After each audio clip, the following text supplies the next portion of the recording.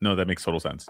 And I think that there's another fear nowadays more than ever around legitimacy, because people are able to use ChatGPT or God knows what sort of AI tool, whether it's Claude or ChatGPT or Perplexify or whatever it is, Perplexity, to build a resume for them that sounds more convincing. Yeah.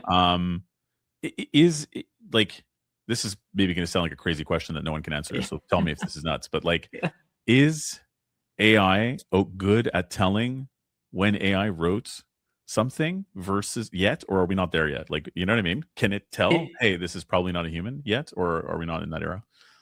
I would say that the confidence level varies, right? So is it good at telling? I think it is pretty good at telling whether something is sort of AI generated. There are some pretty easy tells. Right? Sure. Now, people are getting much better at sort of circumventing some of those tells, so that way it becomes more and more difficult. And so I think we are not sort of flagging AI generation at this point, right? Because I see. To do that, I think you want to be really confident.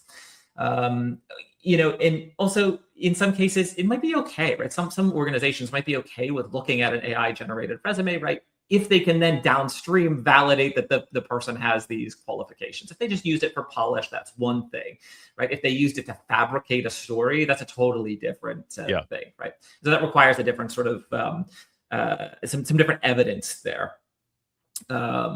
So what I would say is it can detect it. It can detect it with different levels of confidence, right? You could outright flag something that is, has certain, blatant AI signals and say, yep, absolutely, this was. In other cases, it's a little bit more questionable. And so you could flag it saying, medium confidence on this. And here's why, it's repeating patterns that AI often does. It uses AI jargon. It's using symbols or characters that AI, right? Those ones are pretty easy tells. The symbols or characters thing is, I think, was the earliest one that I can remember anyway, that people were clocking. And so when you see all those M dashes on a resume, you're going, yes, right? This is ChatGPT, isn't it?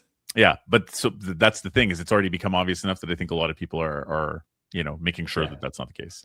Find and replace M dashes with a dash, right? And you're like, for example. And then anybody who's not doing that, there you go. That's the fix. That's Just right. tell it to fix it.